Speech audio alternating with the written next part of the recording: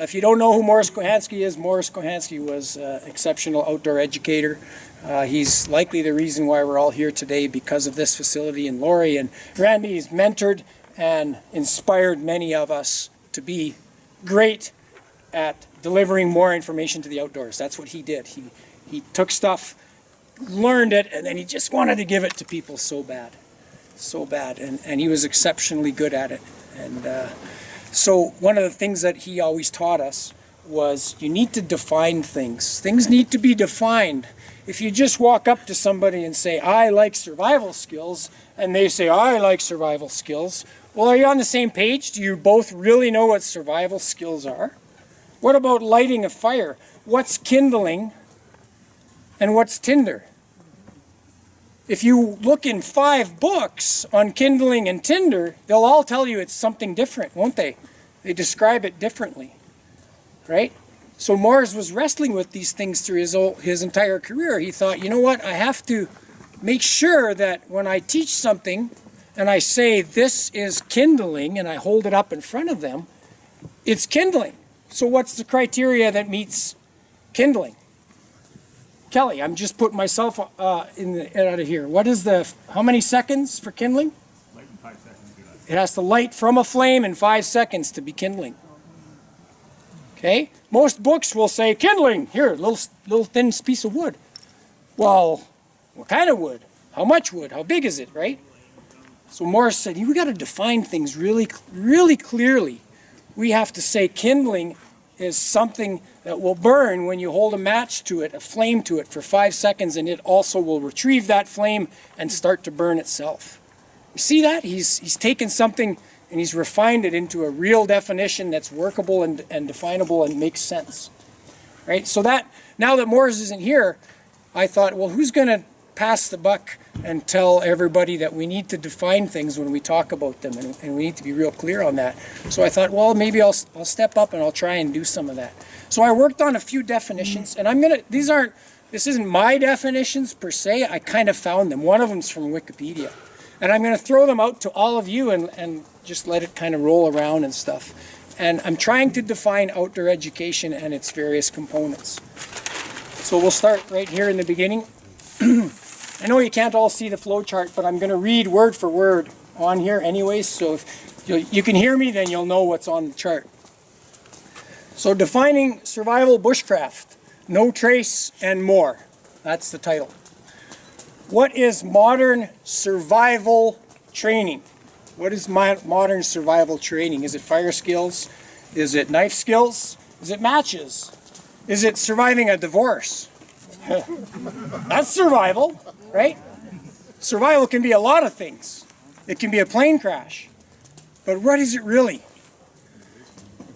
Modern survival courses teach the skills required to deal with sudden, short-term, and life-threatening situations when participating in outdoor pursuits such as canoeing, hiking, climbing, backcountry camping, wilderness travel, and working in remote areas.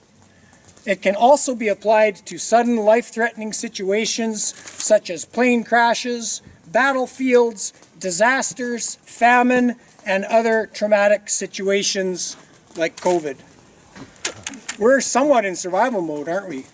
Our lives are changing, and we have to react and adapt, right? So natural disasters, tornadoes, those kinds of things, right? So does that make sense with everybody? That's survival training. So if you go to somebody and you say, hey, can you teach me survival training? And they teach you stuff that really isn't boiled down to saving your life in a traumatic, life-threatening, short-term situation, it's probably not survival they're teaching you. It might be bushcraft. It might be traditional camping. It might be something else.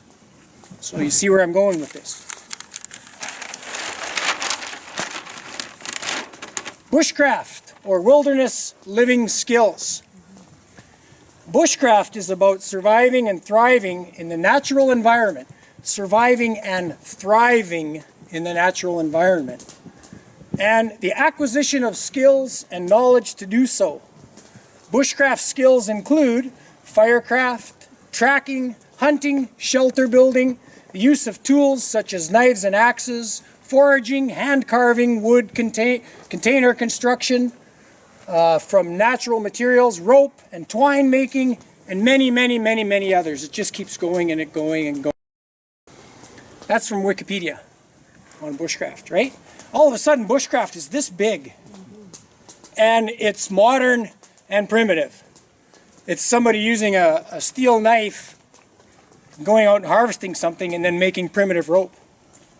And people are saying, that's bushcraft! Whoa, you're a bushcrafter! Awesome, good for you! Pat on the back, gold star, right? So it's pretty wide open game. It's pretty wide open territory.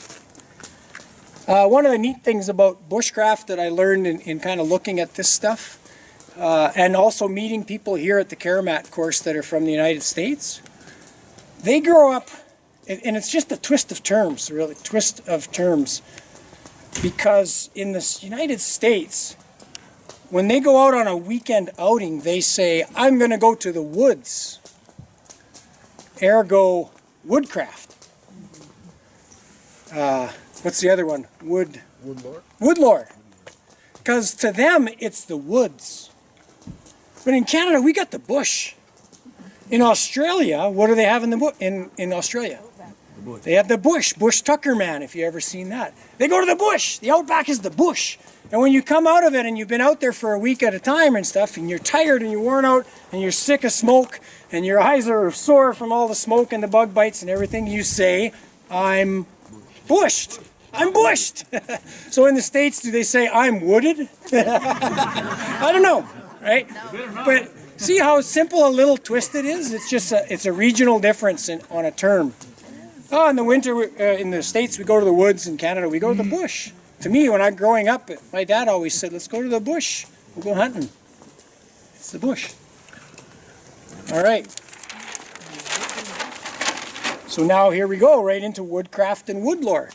And you'll see the definition here is very similar to what bushcraft was, if not the same. Denotes skills and experience in matters relating to living and thriving in the natural environment. What was this one? Surviving and thriving. This one here is living and thriving. So this isn't survival because the word thriving is in there. It's a pastime. It's cool stuff. It's you're going out there and you're staying and you're learning things and absorbing it. It's not life-threatening. And the acquisition of skills in the woods, such as hunting, fishing, and camping, whether on short or long-term basis. Traditionally, woodcraft pertains to subsistence lifestyles with implications of hunting-gathering. In more recent times and in developed countries, it relates more to either outdoor recreationalism or survivalism. Right out of Wikipedia. Right out of Wikipedia. Okay, cool. And I believe that it was Baden-Powell that kind of woodlore and woodcraft, that was the terminology he used in a lot of his writing, right? And so that's where the term kind of grew out of. All right, cool. Let's look at another aspect here. Traditional camping. Stephen Watts. Who knows Stephen Watts or knows of? Where's Randy? Yeah. Who is Stephen Watts? Who can tell us? He's a bushcrafter, right? Yeah. Okay. He defines traditional camping as the type of camping done by people like Nessmuk, Horace Kephart, Daniel Carter Beard, Ernest Thompson Seton, Robert Baden-Powell, Colonel Townsend Whelan. A mix of outdoor skills and campcraft learned from First Nations people and combined with European tools, methods, and materials. Reenactors likely fall into this category. In the States, reenactors, that's a big thing down there too, right? So it's bringing European metals, canvas, wool, cast iron pots, and it's mixing it with the knowledge of the North American First Nations people and South American First Nation people, and then going out in a recreational experience to enjoy and experience the benefits of the great outdoors. Right? That's traditional camping.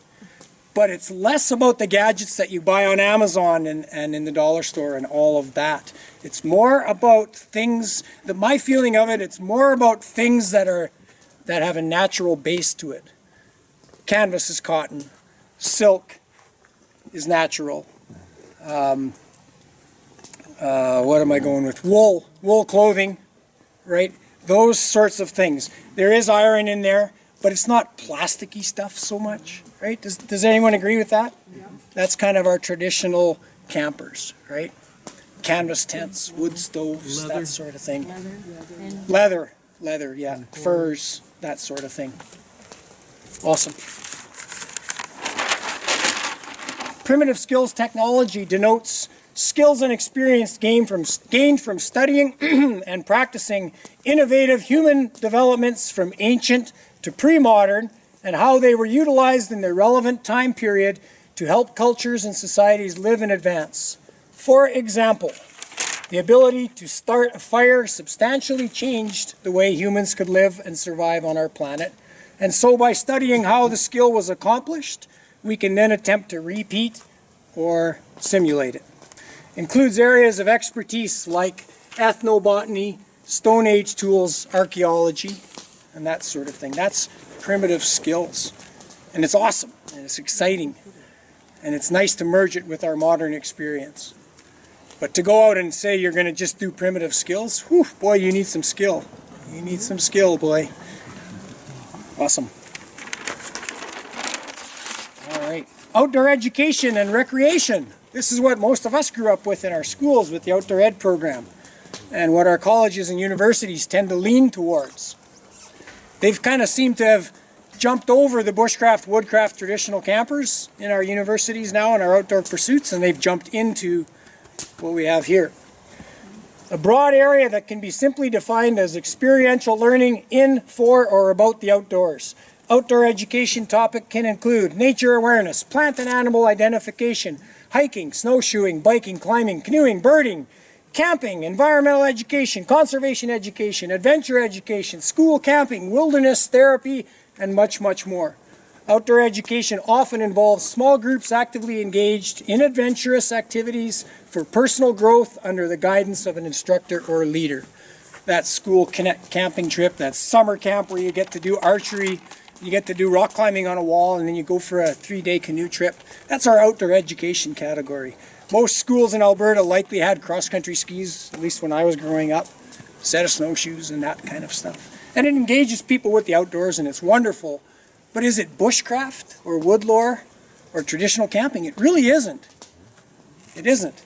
But it's an inroad to those things, isn't it?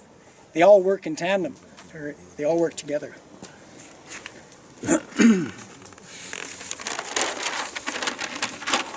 Modern low impact, no trace camping. And this is where I like to say we cross into a different category. The other ones are all related. But this one, it's related, but it also sets itself aside.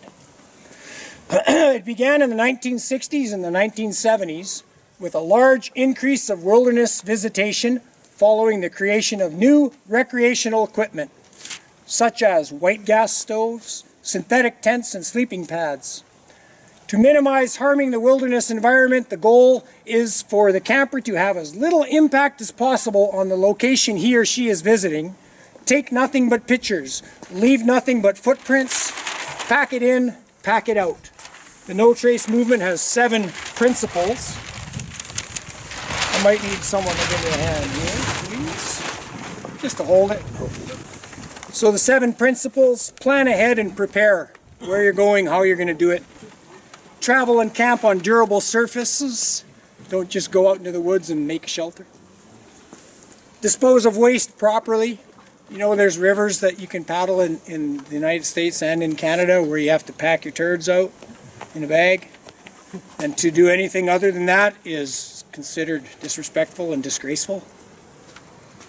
Okay? Leave what you find. Okay, don't pick anything up, don't take anything, don't cut anything, don't kill anything. Minimize campfire impacts. Respect wildlife and be considerate of others. Those are great things. And I live by those at times in appropriate places. Yeah. Maybe you're going to go on to this, but will you be talking about that in order to make the nylon and in order to make the aluminum and all the things, that we are actually impacting the environment in order to look like we're doing low or no impact. Okay, good. So, yeah, I wasn't going to go too far into that, but you've kind of summarized it. What he's saying is, it's a big debate I don't want to get into, but no trace camping and in the use of white gas, metal stoves, and let's use a stove for an example. To have a stove, first of all, it's smelted and formed and cooked in factories. First it's mined from the earth, then it's cooked in factories and shaped, and all these parts are brought together, and it uses petrochemicals to transport all the materials to the factories. It gets worked, and there's a big off gas of exhaust and things in that process. Then it gets packaged up in plastic, and it gets packaged up in cardboard, and then it gets sent across the country in trucks, vehicles, planes, and all those things to arrive at your door, where you rip off the plastic, rip off the cardboard, and you throw it in the garbage, and then you go out and you burn gas. Is that no trace camping? No. Really, it isn't. It's got a far greater impact than if I was to walk over there and light a fire right there and cook a meal. But here's the problem, and I won't go into the debate. Here's the problem. In the area of Toronto, for example, there's 2 million people living in that city. They can't all go and make a fire. You can't have 2 million people walking out into the woods and making a fire. You can't have that happen, even though it is happening this year with COVID. People are just assaulting the environment this year, aren't they? Everything is full. And we're going out there in a fast pace right now. And a lot of people don't really know what they're doing, and they're leaving garbage behind, and they're doing all this stuff, right? So there has to be a balance, okay? And this isn't a debate about no trace versus not no trace. Just thank you very much for you put that together very well. Yeah, so thanks for bringing it up. Yeah. I was just curious, is the idiot who came up with the term no trace camping the same one who came up with the term automatic door, when it's a semi-automatic door and it's minimum trace camping, not no trace? Come on. Yeah, there is no trace. We live in a closed loop. Actually, he did a Right? great job. You've done a great Yeah. job of putting that together. Thank Yeah, agree. yeah, there's no trace. Like No if trace you, is a public misnomer that's sucking people in, and yeah, the only way to no trace camp is stay in your house.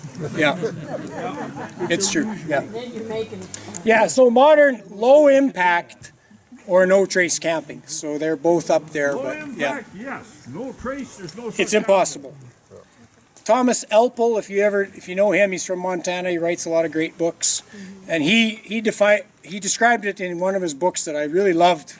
Back in the 90s, I read this, and he said, think of our planet. It's as if we went to the moon and we suddenly had to set up a population of people on the moon. Well, that population on the moon would soon realize that what goes in comes out. Everything you eat has to be turned back into fertilizer, and everything you poop has to go around in a circle. It's a closed loop. And so is our planet. It's just so darn big that we're not acutely aware of it. But if we took everybody to the moon and we tried to start a colony on the moon, you'd become acutely aware of the delicate intricacies and the amazing little details that have to be paid attention to in order to make that loop work on a small colony on the moon. But our Earth's so darn big, we just don't do that, right? We get lost and preoccupied. Thank you. I slowed you down, and That's okay. I'm always scared about opening this page up. Modern hunting and trapping. I'm a hunter, right? I go out with my 4x4 and my quad and my high-powered rifle and blah, blah, blah, blah, blah. Modern hunting is way different from primitive hunting and subsistence hunting. Way different. The harvesting of a wide variety of animals usually employs modern high-tech equipment, a mix of timeless outdoor knowledge and modern gear, which makes all aspects of hunting and trapping somewhat easy and accessible compared to how it was. If we all had to walk everywhere that we hunted, there'd be a lot less hunters on the planet. Very few people need to hunt or trap for sustenance living. Most hunting and trapping today is considered a hobby, a family activity, a way to supplement food or income, or an opportunity to learn skills and knowledge. I love hunting. I love it. I love it. I really do. But I don't need to. I really don't need to. I don't need to kill anything. And the rest of my life, I could probably make it without ever killing anything and just work my job, get a paycheck, and use my paycheck to go to the store and get my food. Yeah, Most of us can. But I choose to hunt because I love what I learn when I'm out there. And I love the immersion and the skills and the things that it takes me out to get into, right? To be absorbed in, right? So yeah. But even if you're buying it in the store, you're still killing. You're still just killing if letting it's in the store. somebody else do it. Right. Right. All right. This is my kind of sum up of the things that we just looked at here. Where to start? To start, I'm just going to go around and point at each one of these pies. So up here we got traditional camping pie, primitive skills technology, modern hunting and trapping, modern low impact or no trace, camping, outdoor education and recreation, modern survival training, bushcraft, woodcraft, and woodlore. They're all about getting outdoors, aren't they? And enjoying yourself, every one of them. But each one is definable as something different. Yet they're all the same. They're all the same, but they're all somewhat different and definable. So some of the stuff that I've got on here, the big arrows, I put the big arrows because there's a lot of overlap between bushcraft and woodlore and traditional camping. In those three, it's almost hard to define which one you're doing because they all seem the same. Down here, outdoor education and recreation, so going to our universities and learning about skiing and outdoor pursuits and tripping and risk assessment and all those cool things. And low impact camping, they seem to go hand in hand, so they're pretty close to each other, right? However, I drew a red line in here like this. It goes like that. And I'm not giving you my opinion. I'm illustrating with that red line is that some people choose to really sit here and speak out against all of this. Some people really choose to draw a line in the sand that says, I'm no trace, outdoor education, I'm a kayaker, I don't need to do that, I'm going to take my stoves and I'm going to camp within the rules of living with lots of people in the planet. But those bushcrafters, they wreck the environment. They destroy things. They just light fires and they build shelters and they leave that crap all over the place. I hate coming to a place where I find that someone lit a fire that wasn't in a fire pit. Oh, we canoed down the river and somebody left the shelter that these stupid bushcrafters made. These are all valid arguments. They are. I've felt those things sometimes. When I'm in certain areas, I'm like, oh, somebody was here before me. Right? I'm not saying it's wrong. I'm not giving you my opinion, but I'm saying that you will encounter this very likely, where people draw that line and they'll fight you and they'll die on that hill until they feel that they've satisfied that the world needs to be no trace or minimum impact. And then on the other side, I don't find that so much in here. With the bushcrafters, the crowd that we have here. What instead I find is that this crowd right here never says, oh, those no tracers, those guys are stupid. In fact, most of the bushcraft outdoors people like that are like, yeah, I totally practice minimum camping when I'm in a national park and I do my activities on, somebody's property back there and I keep it hidden and I keep it low key. As environmental educators who maybe participate in consumptive type activities, like cutting down trees and making baskets and all of that stuff, we need to have the awareness to be respectful of the minimum camping or minimum impact people. We need to be respectful of that, otherwise we probably are crossing the line the other way and probably having an adverse effect that's making people angry, right? But what's the bottom line? It's all the same stuff. We all love it. We all want to get outside. We just love that stuff. Gosh, I love hearing birdsong, right?